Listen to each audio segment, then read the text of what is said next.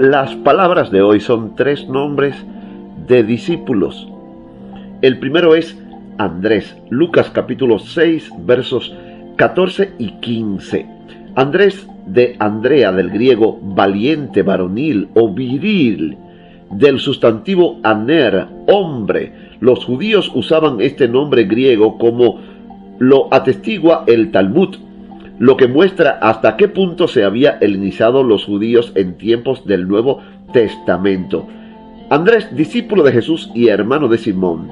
En la lista de los 12 aparece en los evangelios su nombre en el segundo puesto, después de Pedro, y en otras sigue a Pedro, Santiago y Juan, el círculo íntimo de Jesús. Andrés provenía de Betsaida, en la orilla del mar de Galilea. Era pescador de oficio, en sociedad con su hermano Pedro. Andrés fue uno de los 12 discípulos a quienes Juan el Bautista identificó a Jesús como el Cordero de Dios junto al Jordán. Aparentemente Andrés estaba en el grupo de los discípulos que siguió a Jesús hasta Galilea y asistió a la fiesta de las bodas de Caná. Después de la resurrección de Jesús, se reunió con otros discípulos en Jerusalén. Nada se sabe con certeza acerca de su vida y de su ministerio posteriores, aunque la tradición afirma que estuvo en Escocia y que sufrió el martirio crucificado en Grecia. Número 2. Bartolomé. Bartolomaios, transliteración del arameo. También Bartalmai, hijo de Talmai o Tolmai.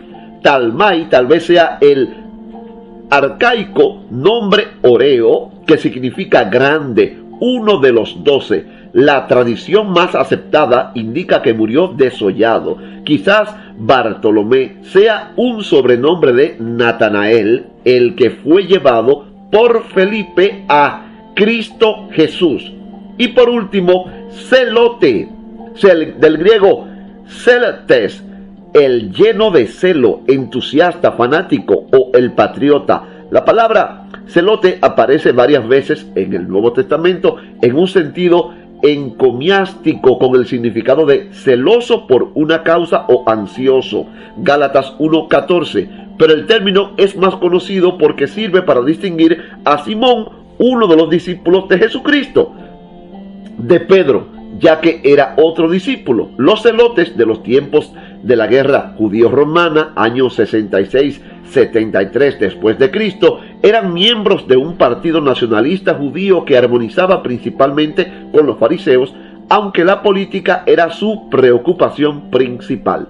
El grupo habría sido fundado, según Josefo, por Judas de Galilea, en oposición al censo tomado bajo Quirino en el año 6 o 7 después de Cristo. Con el tiempo se convirtieron en fanáticos combatientes de la resistencia judía contra los romanos, los extremistas fanáticos del judaísmo. Pero al final solo eran asesinos y por eso se los llamó sicarios, es decir, cuchilleros u hombres de la daga. Aunque algunos creen que los celotes de los días de Jesús pertenecían a este partido, otros sostienen que ese nombre todavía no se aplicaba al partido, sino que era un calificativo para designar a los que eran extremadamente celosos por la observancia de la ley, sin que necesariamente pertenecieran a algún grupo organizado.